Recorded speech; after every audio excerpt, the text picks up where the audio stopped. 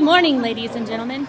At this time, we're going to be treated to a combined high-altitude, low-opening demonstration jump. A jump executed by parachutists from the Golden Knights, Black Daggers, and the 82nd Airborne Division parachute demonstration teams. To present this jump, it's my pleasure to now pass the microphone to Staff Sergeant Michael Calhoun from the 82nd Airborne Division's All-American Freefall team, who will narrate today's National Airborne Day celebration jump. American paratrooper, born of fire in the skies of World War II more than half a century ago, has since struck fear and terror into the hearts of those foolish enough to oppose them. Relentless in their skills and courage, not only in the air, but also on the ground. These brave soldiers have forged for themselves a proud place of honor in America's history, past, present, and in the future. Good morning, ladies and gentlemen. I am Staff Sergeant Michael Calhoun, originally from Pekin, Illinois, and on behalf of our Commanding General, Major General Huggins, and the entire Fort Bragg Combined Parachute Demonstration Team, I would like to welcome you to today's demonstration. I will narrate for you a demonstration of precision freefall, as performed by today's jumpers. Right now, the jumpers are circling high overhead in a CASA 212 aircraft. The jumpers are out, and the smoke is on. The jumpers will exit the aircraft one after another and glide into position. As the jumpers begin to fall, their rate of descent increases to 120 miles per hour. As each jumper exited the aircraft, they ignited a smoke canister that is attached to their left boot heel. The smoke is trailing the jumpers, allowing you to track the jumper's path in the sky and to see the jumpers in the sky up to 2 miles away. The first jumper has given the command to open the main parachutes. And now we have 3 high-flying canopies of your combined Fort Bragg demonstration parachute team. These canopies are constructed of a lightweight ripstop nylon material and have a forward speed of 22 miles per hour. These canopies are constructed with the set of control lines. To steer left, simply pull down on the left control line. To steer right, simply pull down on the right control line. And to land this canopy, simultaneously pull on both sets of control lines for a flared standing landing into the target area. The first jumper has begun spiraling down out of the sky, reaching speeds of up to 60 miles per hour while pulling down on the riser and outside suspension line of his canopy. This will allow the jumpers to set one behind another in a stair-step formation. This will also allow the jumpers to land in the target area and quickly make way for other jumpers to land. This same type of technique is utilized by many specialized units throughout the United States Army. The jumpers will fly their canopies into the traffic pattern into the landing area. Just like any aircraft, at a major airport, they will fly a downwind leg, a base leg, and a final approach. The first jumper, making his way into the target area today, originally from Los Angeles, California, he is an airborne ranger with 3,075 freefall parachute jumps, Sergeant First Class Will Fleming.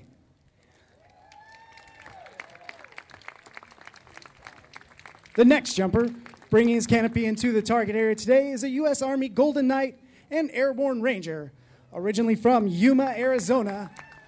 On this, his 2,583rd freefall parachute jump, Sergeant First Class J.D. Barentis.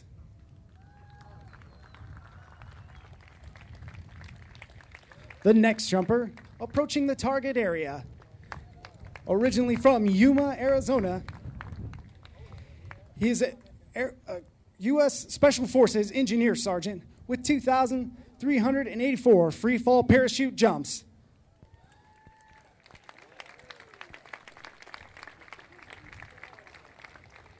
The parachutes and techniques you have seen today have been developed over 71 years of testing, innovation, and design since the Army conducted its first airborne operation on August 13th, 1940.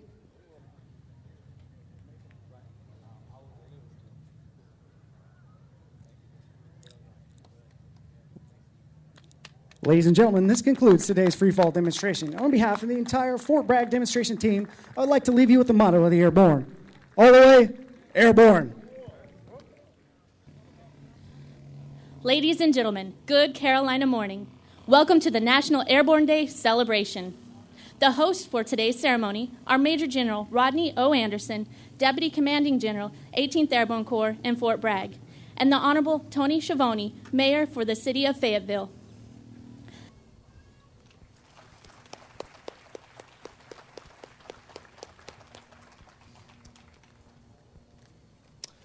Good morning. Proud to be here today representing the 200,000 citizens of Fayetteville, this all-America city.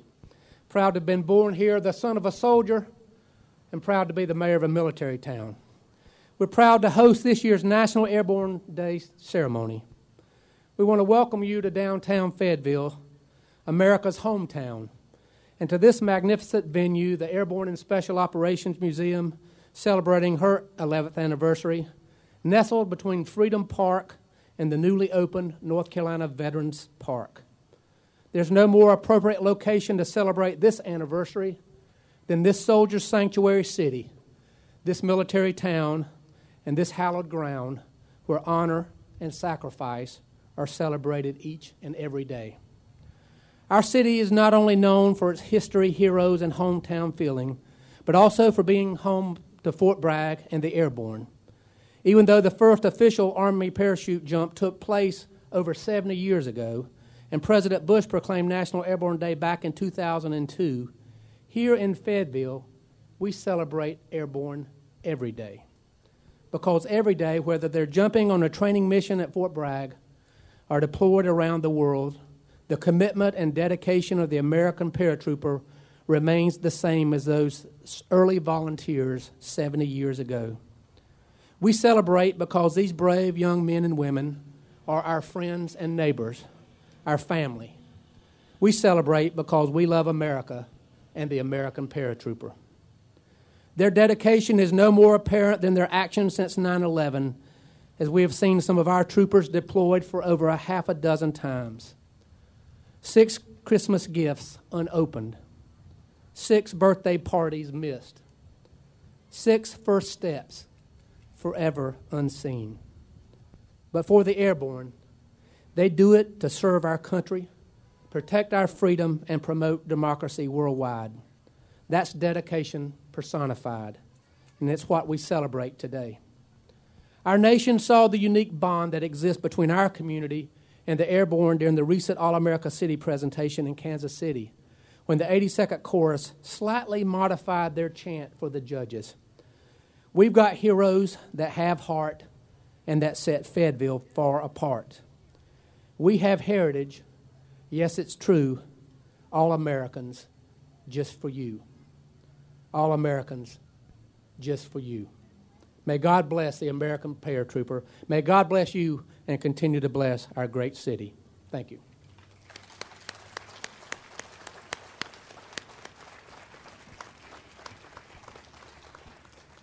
It is now my pleasure to introduce you the Deputy Commanding General of the 18th Airborne Corps in Fort Bragg, Major General Rodney O. Anderson.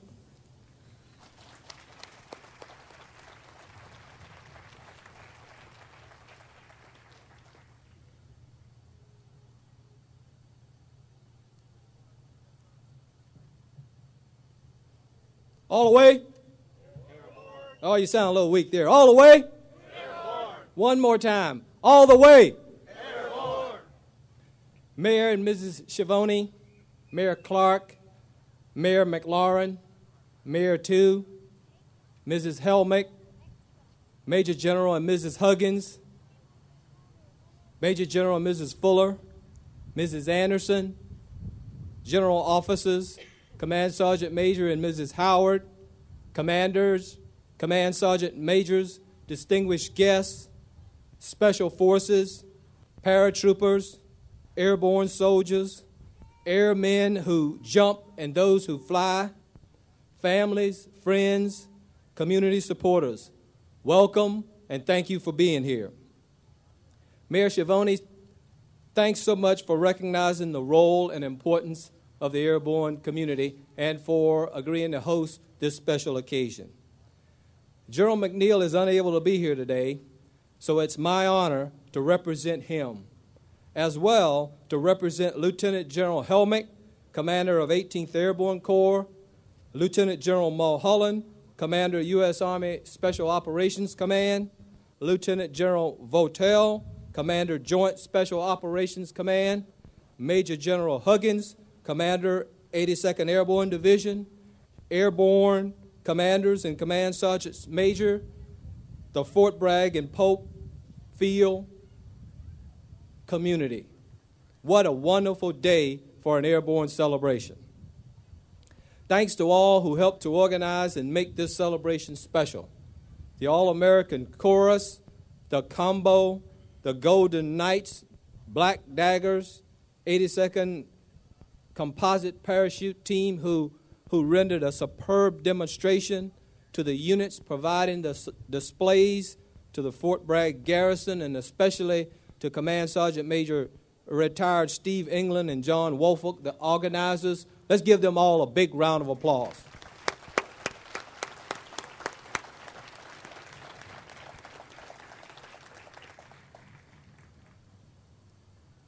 Over 33 years ago, on the eve of attending airborne school at Fort Benning, my dear mother asked me a simple question. Son, why would you want to jump out of an airplane? And as I recall, I really didn't have a very convincing answer, but I do now. She recently asked me the same question. Son, are you still jumping out of airplanes? And my reply, without thinking, was simply, Mother, I just like hanging around the folks that do.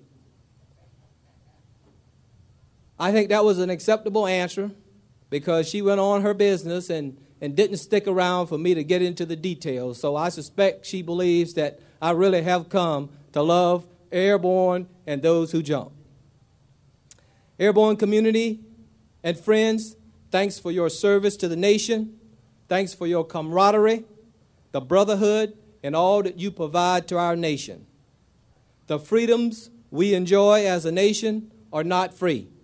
There is a price, and previous and today's generations of service members pay that price. Through the years, each of you and those you represent played an invaluable role in keeping our nation strong. Never underestimate the contributions that you make. You are indeed the centerpiece and the strength of our nation.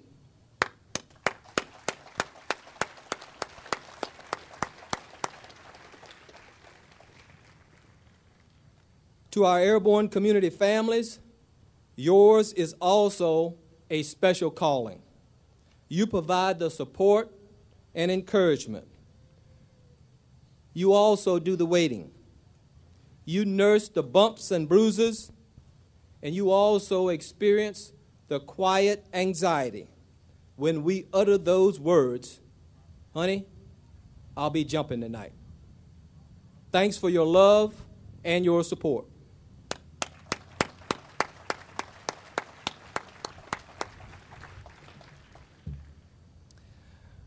Quote, where is the prince who can afford so to cover his country with troops for its defense, so that 10,000 men descending from the clouds might not, in many places, do an infinite deal of mischief before a force can be brought together to repel them, end quote.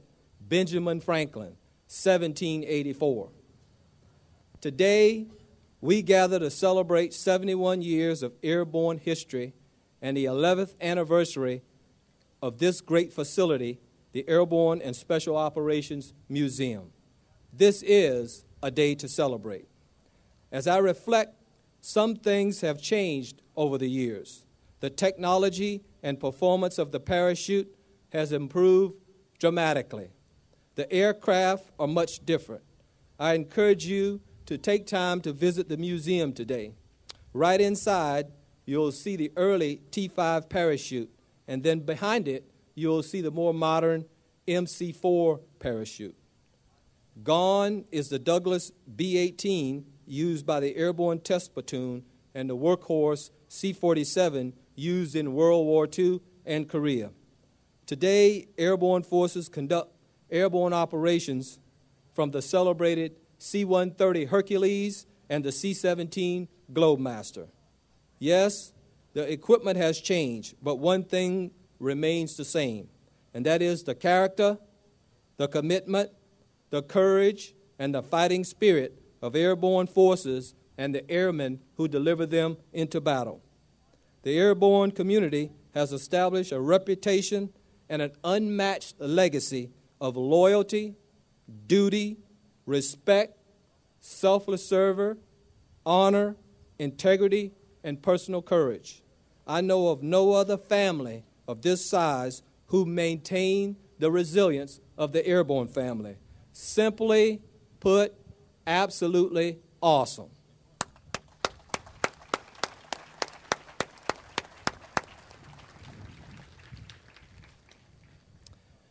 When freedom was challenged, when there was no other way to get the job done, airborne forces, paratroopers, airborne special forces, and airmen who carried them provided the answer. I am reminded of the passage from Isaiah 6:8, which reads, quote, "Then I heard the voice of the Lord saying, Whom shall I send? And who will go for us? And I said, Here I am, send me," end quote.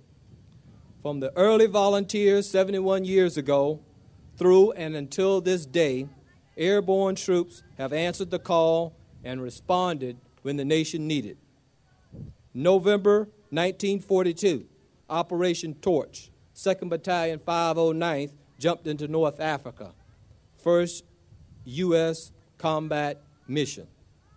July 1943, Operation Husky, 82nd Airborne Division, jumped as a part of the invasion of Sicily. 6 June 1944, Operation Overlord, D-Day, the Battle for Normandy. September 1944, Operation Market Garden. The 82nd Airborne Division and 101st Airborne Division jumped 100 miles behind German lines, a bridge too far. 1943 to 1945, the 503rd made several combat jumps in the Pacific Theater. In 1950 and 1951, the 187th Airborne Regimental Combat Team, Rakasans, made 2 combat jumps during the Korean War. February 1967, Operation Junction City. The 173rd made a combat jump in Vietnam. 1983, Grenada. 1989, Panama. 2003, Iraq. These are all well known, but throughout our history, there are dozens of special forces and joint special forces airborne operations that we don't talk about. They are all indeed very special and contribute to keeping our nation safe. Today, we see the same indomitable spirit of airborne forces in Iraq, Afghanistan, and other contingencies around the world. We must never forget those that came before us. As we assemble here today to honor and remember airborne forces, past and present, let us reflect on the strength of character that makes them great, the willingness to face unknown dangers, the confidence in themselves and their fellow airborne personnel, the willingness to work as a team, large or small, the mission-first ethos, the resiliency to overcome diversity. This legacy epitomizes what makes airborne forces great. It is also what makes America great, and it is an inspiration to us all. Now, there are many additional things I could say about airborne operations, but I will simply utter a few phrases that give all the meaning needed. Reflect in your mind what these words mean to you. Airborne, jump master, rigger, get ready, green light, go.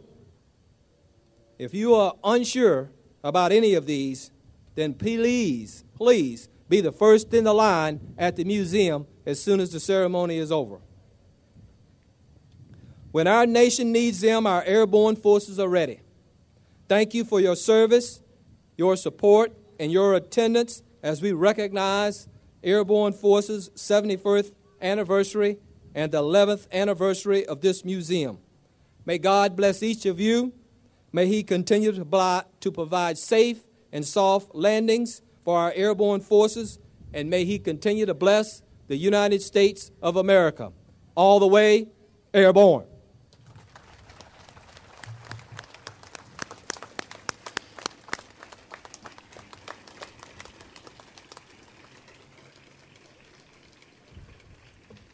Ladies and gentlemen, this ceremony today honors the airborne and special operations soldiers who have steadfastly defended our great nation since 1940.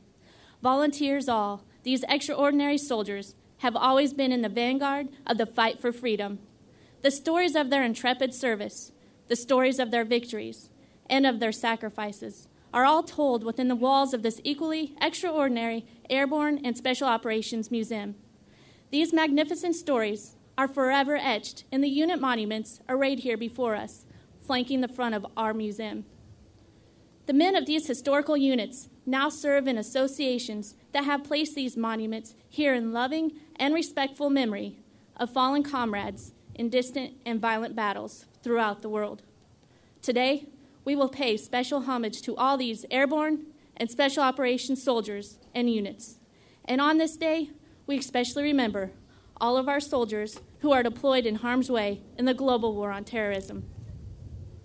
At this time, Master Sergeant Eva Commons, representing the Joint Special Operations Command, Master Sergeant John Folks, representing the United States Army Special Operations Command, and Sergeant First Class Darrell L. Peterson from the 82nd Airborne Division, representing the 18th Airborne Corps, will lay a wreath in front of Iron Mike in honor of the airborne and special operations soldier who has defended our nation.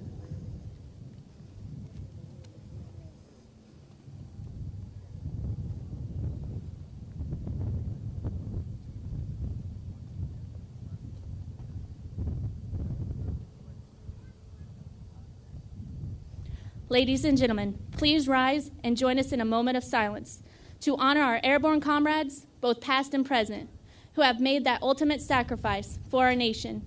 And please remain standing for the playing of Old Soldiers Never Die and the Army Song.